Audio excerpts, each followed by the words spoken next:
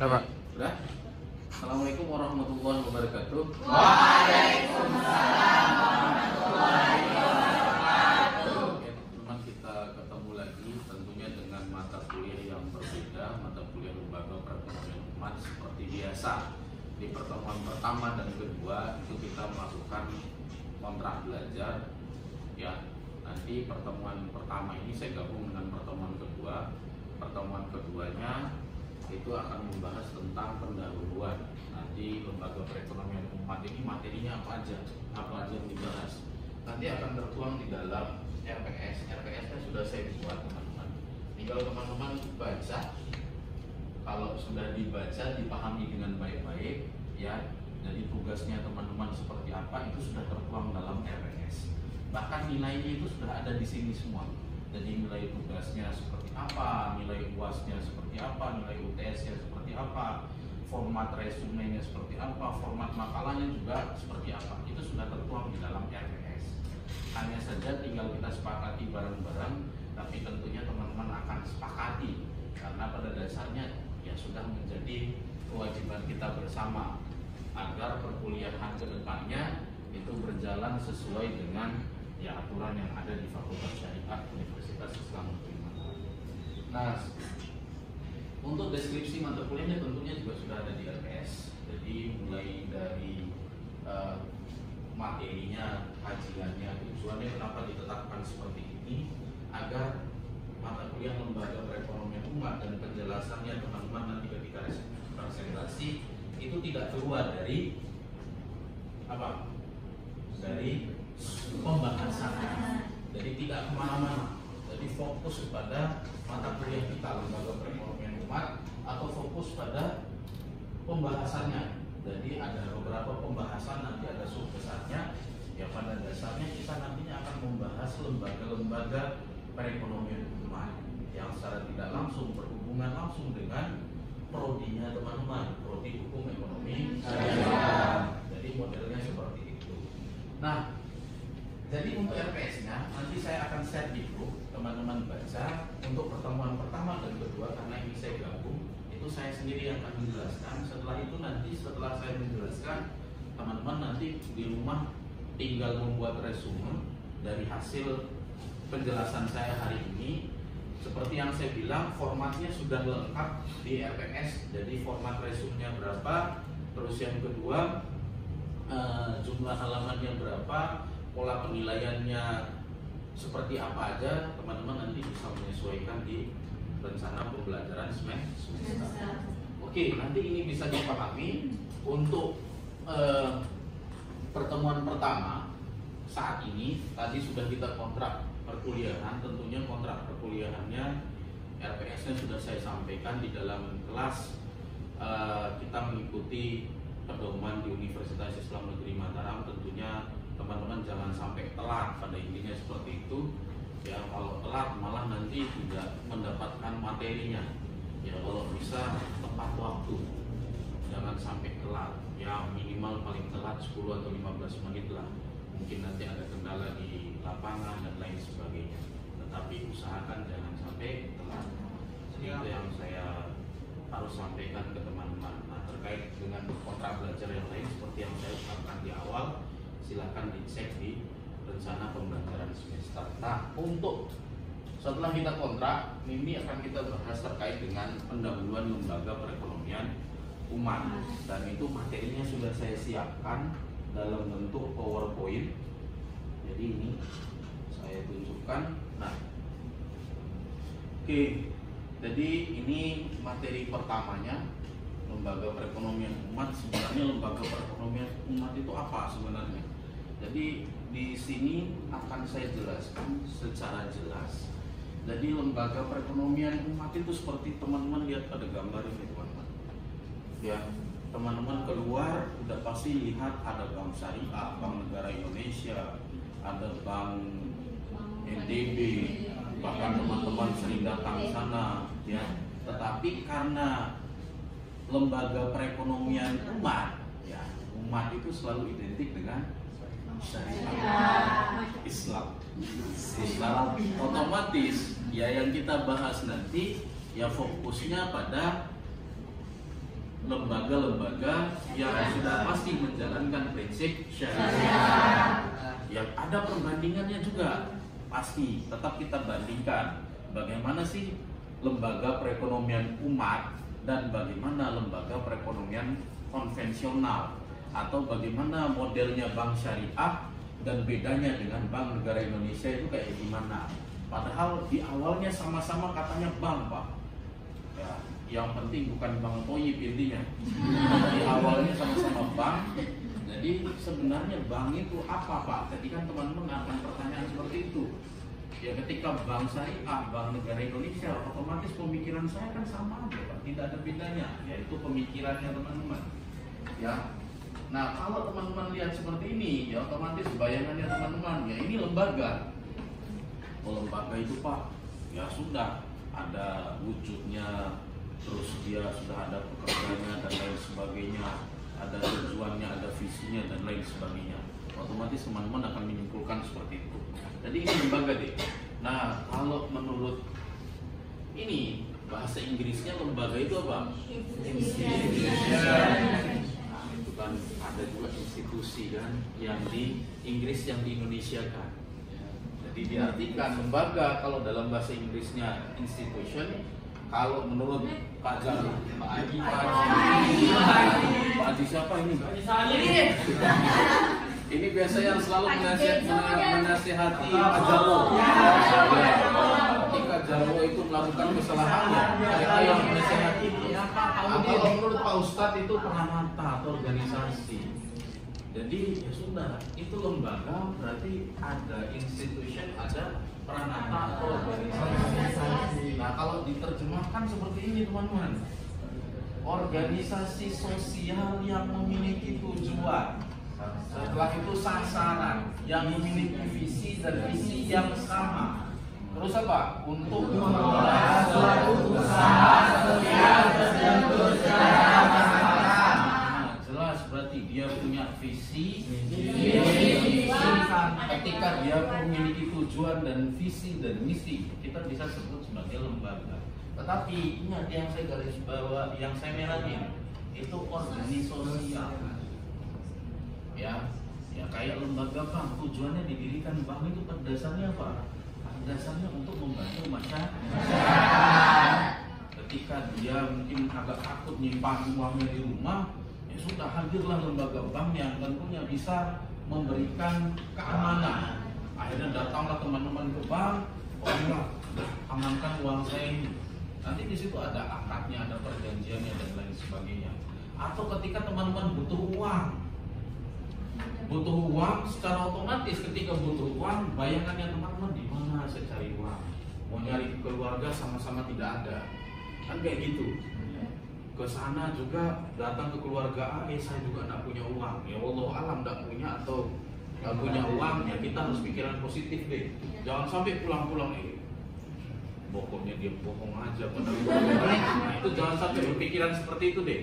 Pokoknya niatnya positif aja, positif thinking. Berarti betul-betul tidak ada uang. Akhirnya teman-teman berusaha cari informasi, baca-baca di handphonenya, laptopnya, di website. Akhirnya, ada bank, pinjol. Ya, entah pinjol. Ya pada dasarnya kita akan bahas lembaganya dulu, jangan bahas pinjolnya dulu. Nanti kalau bahas pinjolnya repot kan gitu. Nah, jadi tentunya ada lembaga bank. Datanglah teman-teman ke bank, dijelasin saya ini butuh uang, saya ini mau usaha tapi kurang modal katanya teman-teman. Ya, tinggal teman-teman datang ke sana. Jadi itu tujuannya lembaga ini didirikan deh. Mereka punya visi dan misi pada dasarnya untuk apa? Ya membantu masyarakat. Jadi memenuhi kebutuhan masyarakat. Jadi ketika dipenuhi, ya itu salah satunya tujuannya mereka. Oke, kita next. Jadi, ini saya sudah jelaskan berkenaan dengan masyarakat perlu adanya komunikasi dalam usaha menunjang pembangunan. Jadi itu yang saya jelaskan tadi. Berarti yang saya merahkan itu penjelasannya, tapi juga saya jelaskan secara detailnya. Ya pada dasarnya itu ketika teman-teman datang ke bank punya tujuan tertentu deh. Pada dasarnya yang datang ke bank itu ya betul-betul butuh. butuh, kebanyakan itu yang butuh adalah untuk menambah modal. Ketika menambah modal secara tidak langsung ya akan membangun membangun usahanya, tentunya otomatis juga negara kita semakin berkembang. Ya, jadi tidak hanya cari pekerjaan, minimal usahakan kita yang membuat pekerjaannya, melahirkan pekerjaannya. Itu kan salah satu niatnya Jokowi deh. Ya kan? Pokoknya kalau bisa jangan cari pekerjaan, tapi kalianlah yang membuat pekerjaan. Sehingga yang tidak punya pekerjaan teman-teman bisa berikan pekerjaan. Itu salah satu bantuan yang teman-teman berikan untuk negara. Jadi modelnya seperti itu. Oke, kita next. Nah, jadi kalau kita lanjut ke selanjutnya, perekonomian itu apa? Nah, kalau teman-teman lihat perekonomian pasti lihat gambar ini kan? Pak, ekonomi itu uang Pak, duit dolar, duit Pak. Nah, pokoknya terus bank, ekonomi itu bank. Lagi muncul kalau selain ekonomi apalagi biasanya nelayan, kadang disebut itu sama mahasiswa. Pak, ekonomi itu nelayan Pak. Ekonomi itu pedagang, ekonomi itu petani Pak. Ya sebenarnya itu benar semua, tidak ada yang salah. Tetapi yang harus kita garis bawahi, jadi agar semuanya ini bisa dirampung jadi satu, sehingga makna ekonomi itu akan memberikan informasi mengenai bank, terus uang, dolar dan lain sebagainya. Ya kita harus memberikan makna yang umum. Oh ternyata ekonomi itu ini. Jadi ekonomi itu apa nih sebenarnya? Kalau lihat dari gambar ini. Usaha. Jadi ekonomi itu apa? Uang tempat. Ya ekonomi itu uang. Maksud saya agar uang itu, kan kalau kita bilang ekonomi adalah uang Pak, ya otomatis uang aja diterjemahkan. Pekerjaan. Kan katanya ada yang bilang pekerjaan, ada yang bilang petani, ada yang bilang pedagang. Agar semuanya itu dirangkum menjadi satu kata. Nah, jadi ekonomi itu apa dek? 3 kata aja perlu teman-teman lihat. Ingat sesuai gambar. 1, produksi. Produksi berarti pelakunya produsen. Setelah itu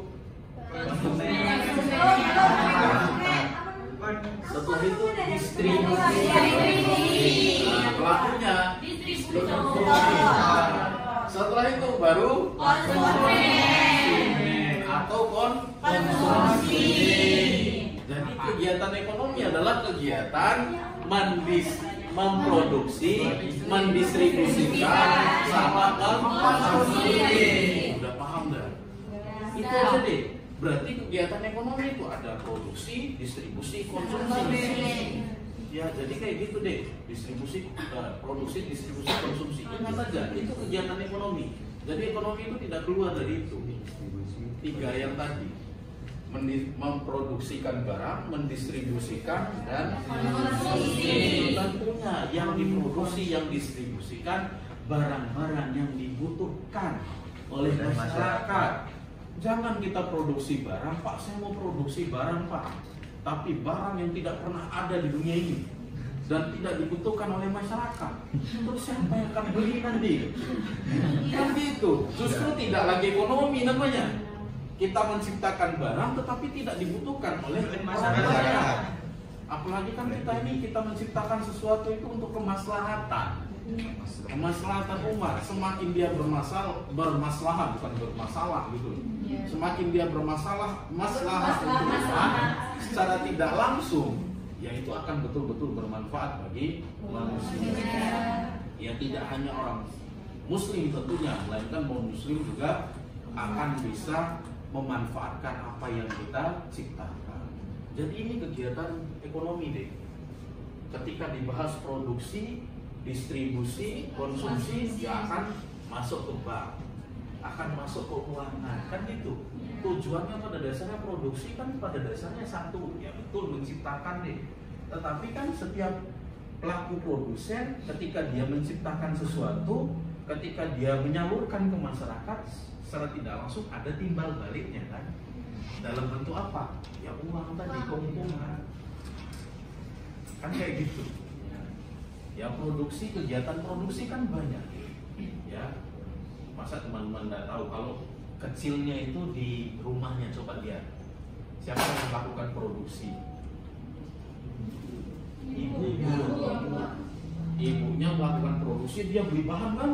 Nah, beli bahan dibawa ke rumahnya, setelah itu dimasak, setelah itu keluarlah produk. Nah, setelah itu didistribusikan kemana? Ke keluarganya. Nah, setelah didistribusikan dikonsumsi. Kegiatan kecilnya deh. Kegiatan lebih besarnya teman-teman bisa lihat sendiri. Nah, tetapi ketika kita masuk ke kegiatan besarnya, beda lagi deh. Ketika kita masuk ke dunia produksi secara tidak langsung, kita akan memberikan barang yang berkualitas. Tujuannya agar konsumen juga puas, kan gitu kan? Kenapa kita lakukan itu? Agar keuntungan yang kita inginkan menjadi tujuan pasarnya kita itu tercapai. Paham nggak? Jelas nggak? Jadi tidak hanya berkegiatan deh. Ya sorry, kembali lagi dia. Jadi ekonomi itu bukan hanya membahas kegiatan memproduksi, mendistribusikan, mengkonsumsi barang dan jasa. Tadi kan saya sudah jelaskan ya. Jadi yang ingat deh ya, tanda tanya juga. Jadi namanya produksi itu bukan hanya barang deh, dalam bentuk jasa juga. Ya, contohnya jasa apa? Kurir, terus apa lagi? Tukang cukur. Apa yang dijual sama mereka? Apa jasanya? Tenaganya. Yang dijual berarti apa? Keahlian. Nah itu Mbak, itu contoh kecilnya deh, biar teman-teman paham. Kalau barang sudah pasti deh, karena teman-teman sudah biasa jual beli, sewa menyewa apalagi ya. Jadi sudah teman-teman paham ya. Jadi tidak hanya membahas kegiatannya, melainkan membahas apa? Nah ini loh, apa? Mengembangkan. Bagaimana cara mengembangkannya? Kan tadi saya sudah bilang kan, dia tidak hanya memproduksi tok doang. Jadi kegiatan ekonomi juga memberikan cara bagaimana cara mengembangkannya biar sesuai dengan kebutuhan manusia, agar orang yang memanfaatkan barang kita juga terpenuhi puas. Jangan sampai kita buat barang atau memberikan jasa tetapi justru akan membahayakan konsumen. Ketika membahayakan konsumen, akibatnya apa? Fatal. Jadi lama-kelamaan penjualnya akan hilang, berpindah ke yang lain. Jadi usahakan deh, tidak hanya memproduksi, melainkan bagaimana teman-teman membaca kebutuhan. Ya, makanya ada namanya hukum permintaan, ada namanya hukum penawaran. Tahu hukum permintaan dan penawaran kan? Tahu hukum permintaan dan penawaran? Masa nggak tahu hukum permintaan? Contohnya di moli, contohnya minyak goreng kemarin deh. Tahu minyak goreng? Pernah langka kan? Kenapa dia langka deh? Karena sawit. Karena jarang produksi. Bukan jarang produksi apa? Jarang di produsennya jarang yang menawarkan memproduksi minyak tersebut atau sedikit deh. Mungkin banyak produsennya tetapi hanya beberapa yang bisa menawarkan. Tetapi yang membutuhkan, artinya yang meminta itu cukup banyak. Ketika yang meminta banyak, apa yang terjadi? namanya diproduksi. Ketika yang meminta berarti siapa? Ketika yang meminta banyak, secara otomatis apa yang terjadi? Oke, saya contoh kecil lagi deh. ketika harga minyak goreng langka, harga naik atau turun? Jelas nggak? Berarti ketika permintaan naik, Harganya betul nggak? Betul atau salah? Contoh realnya kemarin deh, ketika minyak goreng itu mulai langka dan yang meminta banyak, artinya yang melakukan permintaan atas minyak goreng itu banyak, otomatis harga naik. Tetapi sekarang ketika minyak goreng itu sudah banyak yang memproduksi atau produsennya sudah banyak, lihat aja deh, dulu kan Bimoli minyak goreng kan kita kenal minyaknya mereknya yang Bimoli, terus apa lagi Firma, tapi sekarang kan banyak deh. Ya Allah, full banyaknya. Saking banyaknya sampai bingung kita mau ambil yang mana jadinya. Nah, ketika yang memproduksi itu banyak, otomatis apa deh? Iya, tidak langsung orang berlomba-lomba, justru yang meminta akan semakin menurunkan, bukan permintaan. Jadi yang permintaannya akan menurun karena jumlah produksinya semakin banyak. Berarti otomatis semakin tinggi penawaran,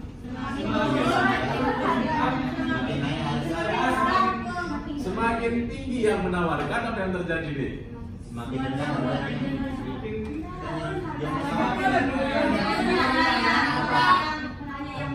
Semakin tinggi yang menawarkan, maka coba cari ke hukum permintaan dan penawaran. Coba. Biar kita selesaikan kuliah hari ini, coba itu aja. Cari dulu hukum permintaan dan penawaran apa, biar nggak salah-salah. Hukum permintaan dulu. Ini carinya dengan Google jadinya ini. Nggak ada yang hafal. Mata pelajarannya di SMA jadi lupa kayaknya ini. Satu orang aja, angkat tangan. Oke.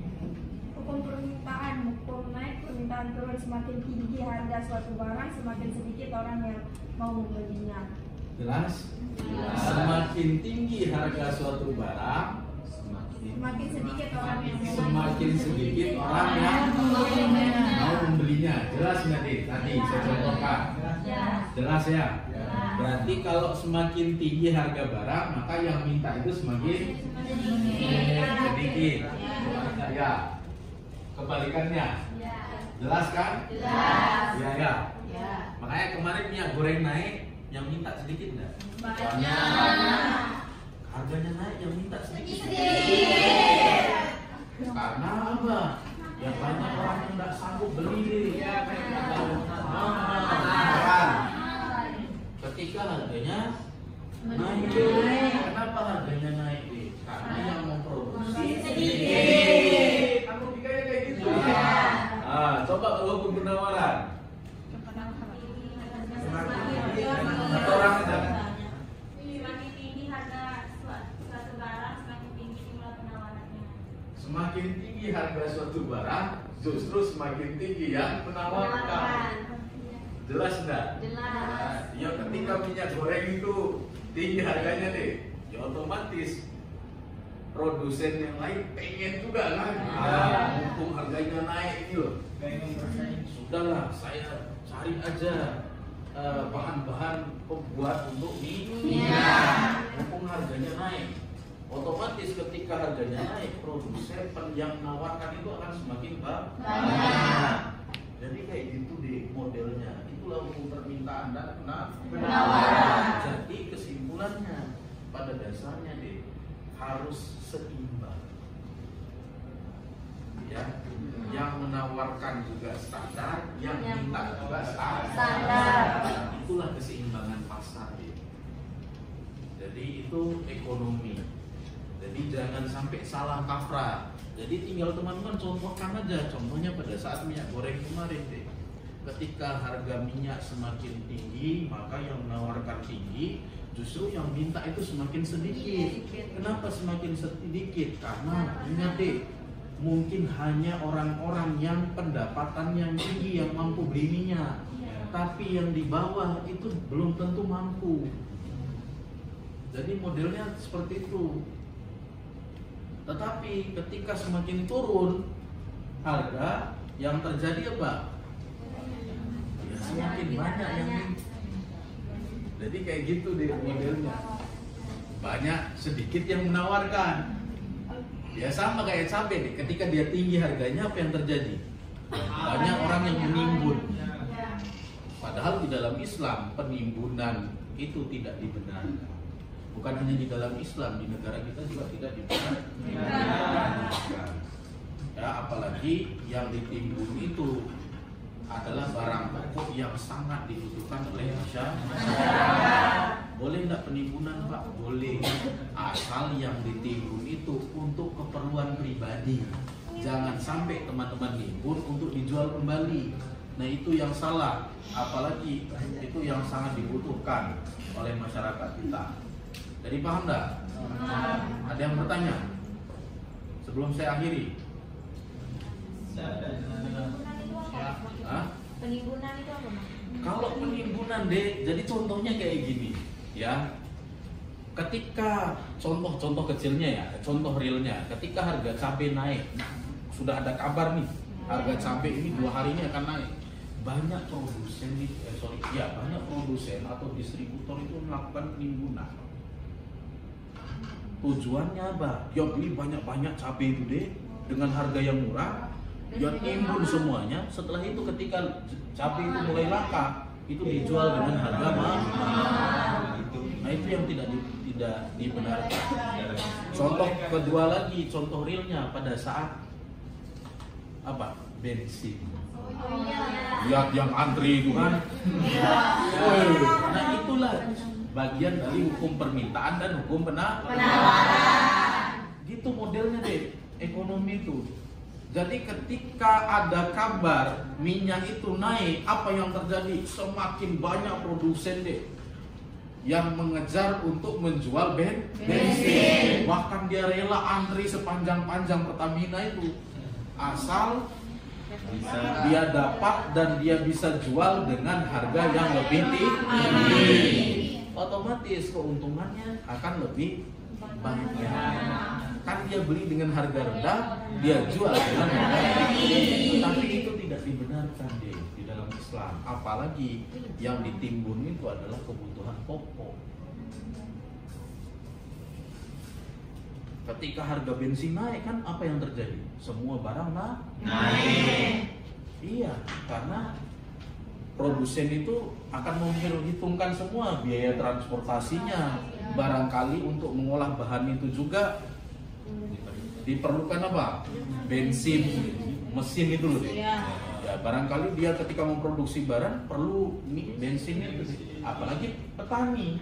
Ya barangkali dia pakai traktornya itu kan semakin tinggi dia beli bensinnya, secara tidak langsung dia akan memperhitungkan juga. Oh saya beli minyak kemarin mahal, ya udah beras juga saya akan naikkan itu deh. Jadi dia akan merata.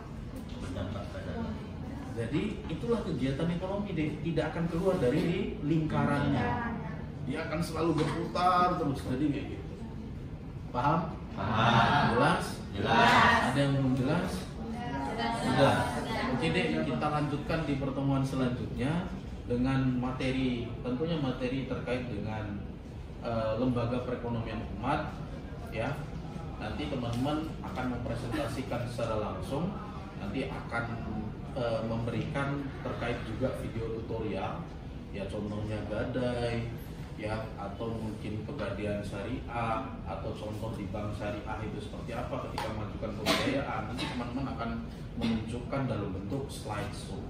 Jadi secara tidak langsung teman-teman sekalian presentasi, sekalian menunjukkan ke teman-teman, oh ini loh model prakteknya. Jadi seperti itu. Oke, itu aja dari saya, kurang lebihnya saya mohon maaf. Akhirul kalam, assalamualaikum warahmatullahi wabarakatuh.